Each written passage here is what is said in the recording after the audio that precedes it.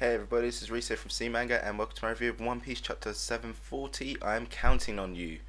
Alright, so Pika, a lot more versatile than I thought it'd be. Originally, I thought the whole battle was just going to end with him being one-shotted by Luffy or Zoro, or Luffy and Zoro.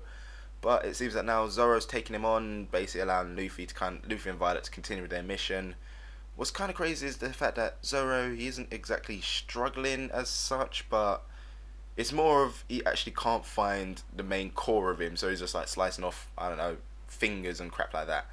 So I'm kind of wondering what it is he's going to kind of use to break through, in a sense, like whether he's going to use some form of hacky sword or some crazy ass typhoon slash that will destroy everything, like when he cut in Water 7 when he cut the tower in half when he was fighting Kaku, yeah, the draft dude. Something like that, you know, well, to that extent, which can basically just like take out everything around him. Because come on, he was training with Mihawk for what, 2 years, so he must have learned something crazy like that at least. You know, Mihawk's there cutting friggin' ships in half like they're nothing, so he had to have picked up something. So hopefully all that will be nice and revealed in due time. Because I don't really think that Pika's supposed to be the person who Zoro should be taking on, you know, like as his final battle for this arc. There's no way it can be Pika, so it has to be someone bigger, someone higher up, like Mingo's number 2. Has to be that. But anyway, elsewhere, Mr. Soldier, aka Kuros, he's struggling pretty hard, you know. The appearance of a new enemy doesn't exactly help him whatsoever. I mean, he was pretty much struggling already with Lao G, you know, getting beaten down enough, and now this new guy, Gaius, I think that's how you say it. I can't really pronounce names properly. Yeah, I know I'm a bit weird at that. But yeah, he turns up and it's like, well, now you're pretty screwed. So I kind of think that Oda got inspiration for that Gladius guy from a bit of Full Metal Alchemist. His power seems pretty similar to, what's his name, Solf Kimbley. You know, the Crimson Alchemist, I think that's what it's called. Yeah. Gladius, he can basically like blow up anything he touches, including himself. So yeah, basically the last remaining Tonta, they're kind of like done for. Grabs them both, so what are these two little things? Too bad, boom. Whether they're dead or not, I don't exactly know, because it is One Piece, not many people exactly die, so it's kind of okay, what's going to happen with them?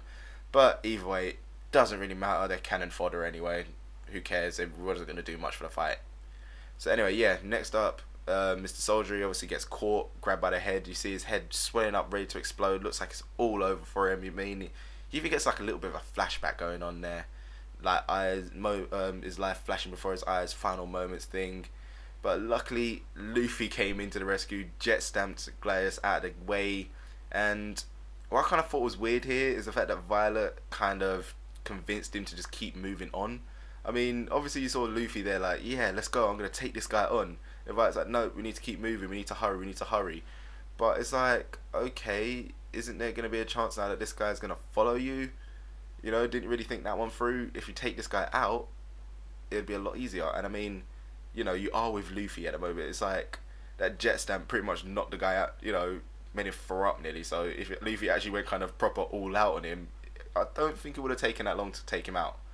So either way, it's like, yep, don't waste time with the trash. Let's head in for the big, like, steak dinner. But yeah, I was kind of looking forward to that battle.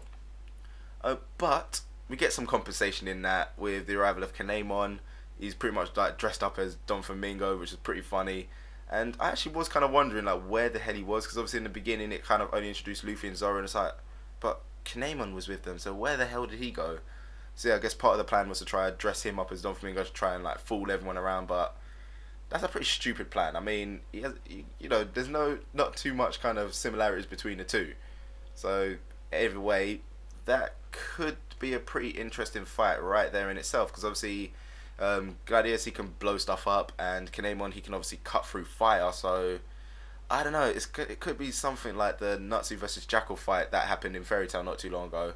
Something interesting there, like, you know, obviously he's going to try and blow things up, but then Kinemon's just going to slice it apart. He's going to cut the explosion before it happens, or some crazy stuff like that. So yeah, that could be, that there could actually turn out to be a much more interesting fight, and I guess Gladius would become kind of a final battle type thing for Kinemon, because obviously we don't exactly know his strength level in terms of where he is at the moment, you know, in terms of like everyone else in the crew. So yeah, it could be a nice way to kind of judge exactly how strong he is. Final thing I wanted to know, obviously, is the end. I am so tired of Usopp being a friggin' coward. I mean, seriously, he is like a part of one of the greatest crews there is, you know, the Straw Hats, and he just still can't step up and fight. It's really frustrating. I mean, so obviously Robin, she was taking on Trevor and Sugar. She obviously got a little bit careless with the fact that she obviously had Sugar in a clutch, about to chuck the spice ball in her mouth, and then she got touched. But that right there, I thought was actually quite interesting. The fact that she touched a part of the clutch, you know, like her hand fruit ability thing, and her actual main body got transformed. I was kind of like under the impression that she could just like dispel that hand there, or maybe the hand itself would have got transformed. But yeah, that was actually pretty interesting to see, the fact that touching any part of her became like affected her main body. Bit different. But yeah, either way now, everyone is kind of like dependent on Usopp, since like everyone's now out for the count. And seriously, Usopp, what the hell is wrong with you? People are dependent on you and you run away. Why are you running away? I mean, he's been training for what, 2 years to become like really strong. But so why the hell can he not man up and fight? He came back, he went to the New World willingly. He knew people like this are gonna be there, and he's still a frigging coward. It's like, why didn't he just stay back on his goddamn island with the rest of the little vegetable head kids? It's like, why go through all that trouble to make himself so, to like, you know, build himself up and that, just to be able to run away? So I know, obviously, One Piece being One Piece, Oda's probably going to make him man up within the next chapter, make him have like the whole little, what have I been doing all this time? You know, I should be strong. I had to man up and fight. You know, he's going to get his confidence and actually go through it. But why do we have to watch him go through it? Why do we have to watch him do this thing every friggin' arc, man up, and just like get to it? Why can't Oda just change his personality a bit more? You know, he already changed Frank into some weird looking cross dresser with all the weird hair and shit. So why couldn't he have changed like friggin' Usopp into just a bit more of a confident guy? You know, just less of a coward. It's like, hell, we went from being a big fat puffball to now having a friggin' six pack. So why the hell can he not get some goddamn confidence and fight a battle? It's just really frustrating. I'm tired of seeing him being the same old coward. But yeah, other than that, that's really kind of the only negative thing, you know. It's just frustrating to see Usopp being a coward. Everything else, nice, you know. I'm looking forward to seeing some of them fights, like the whole Kinemon versus Gladius. That's gonna be a nice little fight there. Obviously, Luffy and that lot, they finally seen into up top, so they've seen like Don Flamingo, they've seen that King Riku's still alive, so it's gonna be kind of interesting to watch Luffy, well, be Luffy and just break his way in, just like, yeah, I'm Luffy, I'm gonna kick your ass now, everyone's going down. He'll probably get captured, considering how he's completely outnumbered, but still, it's gonna be pretty interesting to see. So yeah, with that, I guess that kind of wraps up this review. Thought it was a decent chapter, but you know, this is obviously what I think. What did you guys think? You can let me know in your comments below.